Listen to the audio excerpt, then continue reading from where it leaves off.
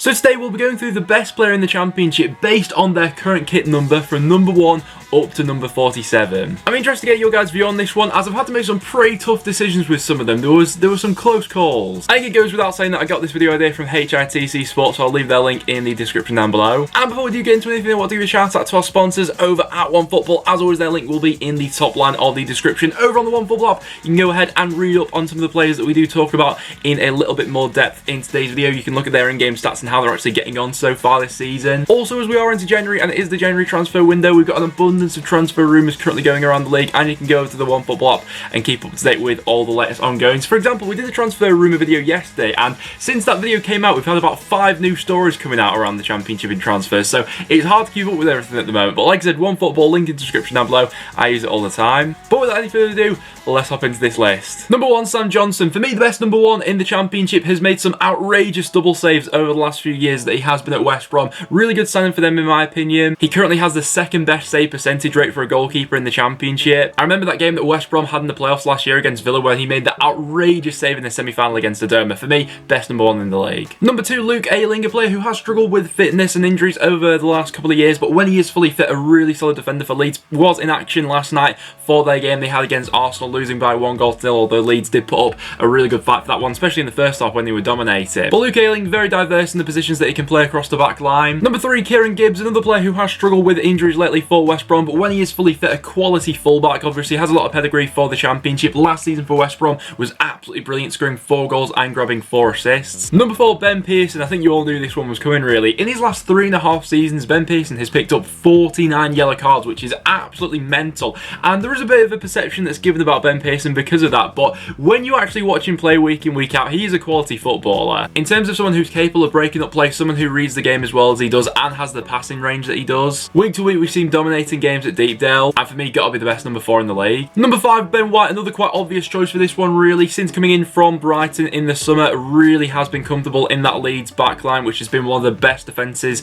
in the championship so far this season. That has been Premier League interest in Ben White. I don't think there's any doubt he'll be playing his football in the Premier League next year. Number 6, Ben Davies. For me, another quality centre-back, really comfortable on the ball. Left-sided centre-back. It's no surprise to see there have been a lot of Premier League interest in Davies so far in this January. He started his career out as a left-back coming through the North End Academy, but it's since he's moved into that central position that he has become as dominant as he has, and probably is one of the first names on the team sheet now. Number 7, I've gone for Lewis Grabban. If you give Lewis Grabban chances in the championship, he will score goals. If someone says to me a championship guaranteed goal scorer, Lewis Grabban's just one of the first people I think of. It's Lewis Grabban and Dwight Gale. So for me, number 7, it's got to be Lewis Grabban. Although there is a bit of competition for this one, Jed Wallace is currently having a fantastic season for Millwall. He's got 16 goal contributions so far this season, but Lewis Grabban playing for Forest, 14 goals this far into the year. Number 8, Josh Brownhill. When he was at Preston, you could see there was the makings of a good player there, but since making his move to Bristol City, he's really elevated his game to the next level and has become one of the best central midfielders in the championship. There has been a lot of Premier League interest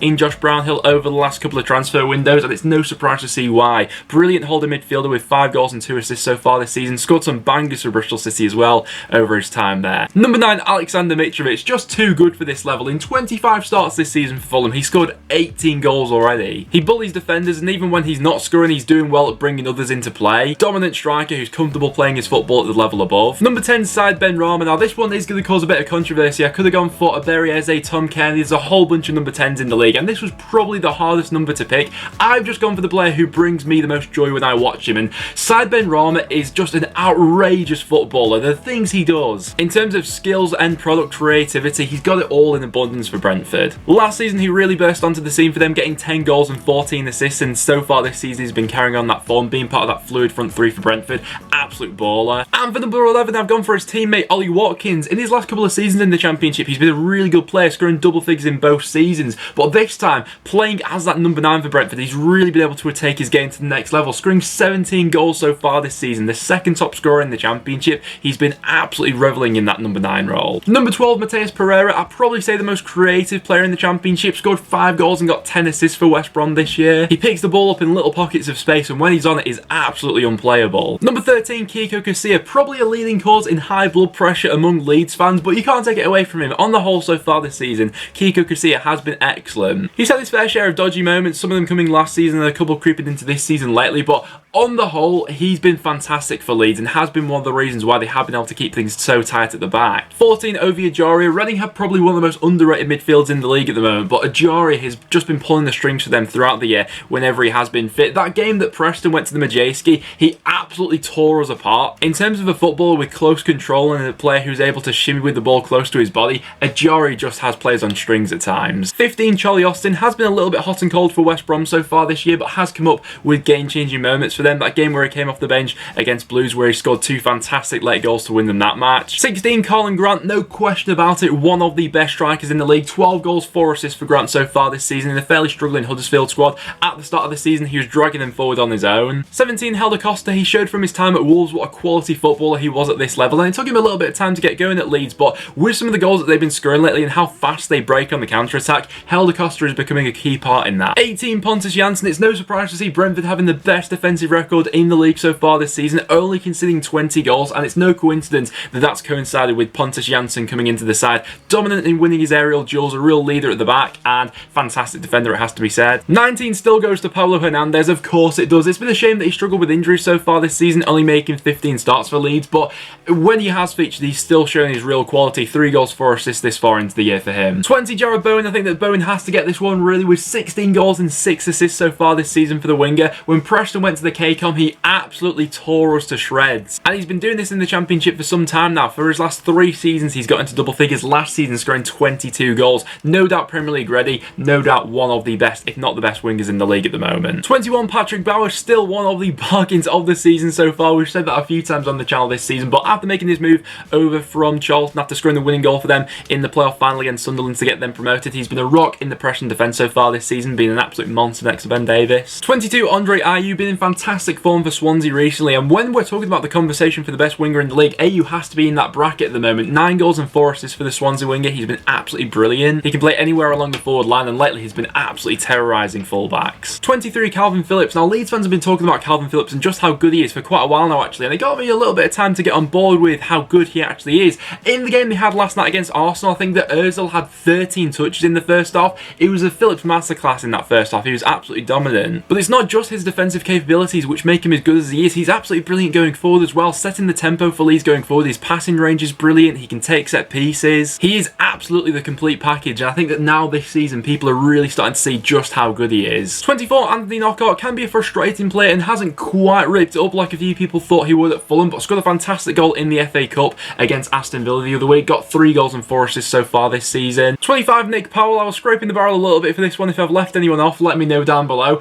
The guy just cannot stay fit. When he does manage a sustained period in the first team, he can still be a decent player. Got 8 goals and 6 assists for Wigan last season in just 25 starts for them. 26, Christopher Schindler had a bit of a dodgy start to the season with Huddersfield, but especially lately and since Danny Cowley has come in, much better performances, and they have been a lot more solid at the back. Schindler, a massive part of Huddersfield's promotion from the Championship a few years ago, still a fantastic defender for me. 27 goes to Swansea City goalkeeper Freddie Woodman, currently on loan from Newcastle United, a fantastic shot stopper. Only 22 years old as well, got a massive future ahead of him, had some fantastic games for Swans this season. 28, Thiago Silva, another probably one of my favourite players to watch in the league actually. When he's on form, an absolute joy to watch. Brilliant with both feet and how he can get himself out of tight situations, really good provider for Nottingham Forest. 29, Grady Diangana. It's no surprise that West Brom's form in the league tailed off a little bit with Diangana getting injured. 5 goals and 5 assists so far this season in the league, but that doesn't really do him justice. The way he drives West Brom forward, his pace on the ball is terrifying. Absolutely one of the most technically gifted players in the league. 30, Bryce Samba. When I mentioned earlier before Sam Johnson having the 2nd best save percentage in the league, Bryce Samba is there at number 1 with the best save percentage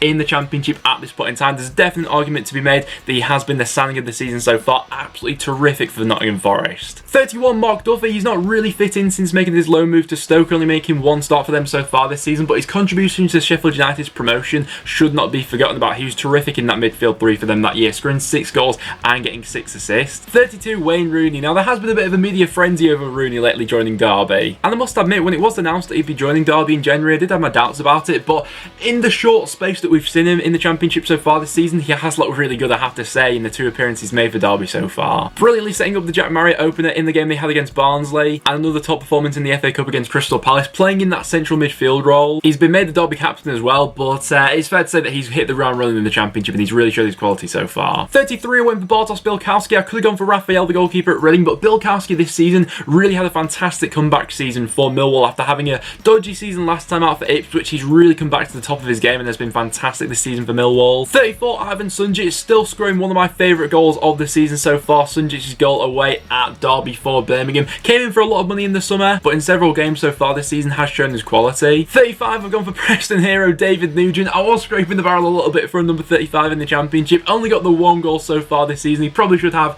a few more than that, but to be fair to Nugent, at the age he currently is at, he still puts everything to every game he does play, and with North End's limited options going forward this season has actually turned out to be a useful player for us. 36, I've gone for West Brom youngster Nathan Ferguson. There has been quite a lot of Premier League interest in this guy, with Spurs being heavily linked to him over the last few weeks, and it's no surprise to see why with the performances he's turned out so far this season at only 19 years old. 37, Jayden Bogle, another youngster from the Championship who I think is destined to go on and play in the Premier League. In the poor Derby season so far, Bogle has been one of their more consistent performers, proving to be a real outlet for them down that right hand side, bombing forward. 38, I've gone for Ryan Woods. What happened to Ryan Woods? He went from one of the best holding midfielders in the league at Brentford to making his move to Stoke, and his career's absolutely fallen off since. Now he can't even get in their team. That move just seems to have ruined the guy's career, because at Brentford he was absolutely quality. 39, I could have gone for Billy Bowden, but I've gone for Lewis O'Brien of Huddersfield Town. I think that all the Town fans know what a player they have on their hands, especially going into the future at the age he currently is. Number 40, Benik Afobe. After struggling at Stoke, the move to Bristol City really seemed to suit him and he hit the ground running at the start of the season. He then picked up an injury, and obviously after that had the tragic passing of his daughter as well, but Benik Afobe for me really picked himself up this season, and I hope that when he does get back he can start banging them in again for Bristol City. 41, Max Bird at Derby, a real prospect for the future at only 19 years old, featured in their cup game at Crystal Palace at the weekend. 42, Hanno Masengo, came over from Monaco in the summer with quite high reviews, but it's been a real joy to watch him so far this season in the Championship. There's no doubt that going forward he's got a massive ceiling in terms of his potential, and great hair as well. 43, Mateusz Klich, a vital part of that Bielsa system, and another player who, over the time that Bielsa's been at the club, he's improved Klich massively, and there's no doubt about that. 44, Tom Huddleston, perhaps not the player he once was, but had a really good game at the weekend in the FA Cup, partnering alongside Wayne Rooney in that midfield for Derby, can still do a job for them. 45, Casey Palmer, I could have gone for Fernando Forestieri, but we don't really get to see much of him these days for Sheffield Wednesday, so I've gone for Casey Palmer, who I still think is a brilliantly technically gifted midfielder, who, if used in the right way, Bristol City have still got a cracking player on their hands there. 46, Scott Malone. Okay, you can probably tell by this point of the video I was scraping the barrel a little bit. I don't know what's happened to Scott Malone. Back in the day he used to be a quality fullback in the Championship, but this season for Derby has not been his highlight of his career so far. He was sent off in the game they had